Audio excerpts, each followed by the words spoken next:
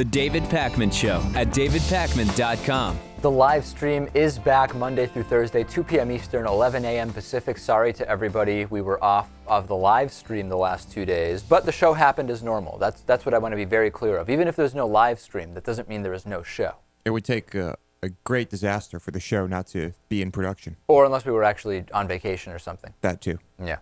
Of course, welcome to everybody watching on the We Survive Bush, You'll Survive Obama page on Facebook, as well as the I Love It When I Wake Up in the Morning and Barack Obama is President page. Before we get into things, 2 notes. Yesterday I mentioned that we launched David Pakman Show t-shirts and hoodies in black, which people have been asking for this for months and months, and we finally figured out a way to get the logo to print on that looks good. So it's blown up overnight, Lewis. Just announced it yesterday. We've had a flurry of activity, incredible, of people apparently just waiting around for us to get the black t-shirts going before they decided to get one. They look good. Or hoodies. Yeah.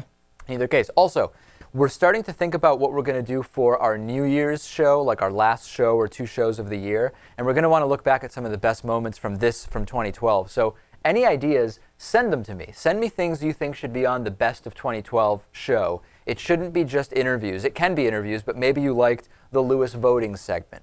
Maybe you liked it when we tried the edible bugs here in the studio. Or there was a discussion you liked. Anything, just interviews, any stuff, start sending it to me. Go to davidpakman.com, contact us, send it in.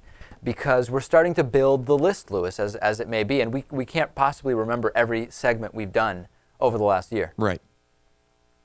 Yeah, that'd be pretty hard. Okay, good. I'm glad Lewis is on board with us. Thank you, Lewis.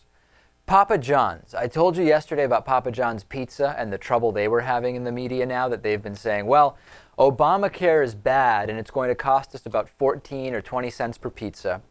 And even though Papa John Schnatter has like a 40,000 square foot mansion with a car elevator and a private golf course, he can't have the cost of health care to his employees be passed along. And we broke down why it doesn't even make sense, given that so many of his employees are young enough to be on their parents' health insurance and all these other things. That aside, that's bad enough that the guy's making no sense. Now it turns out that a lawsuit has been filed against Papa John's Pizza, claiming that the company violated state and federal law when they had a marketing company called On Time For You send unsolicited text messages on its behalf to cell phones advertising Papa John's Pizza. The lawsuit says about 500,000 illegal text messages were sent to Papa John's customers across the country. What are the potential damages, Lewis? $250 million. And if this, of course, gets me to the obvious question, what's more expensive, Papa John Schnatter?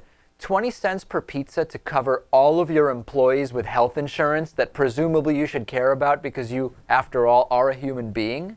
Or $250 million for sending illegal text messages? The total cost of Obamacare, he said, if you believe it, which we don't, but let's say you believe it, $5 to $8 million. Or $250 million for sending illegal text messages. Again, making the case for it's so cheap.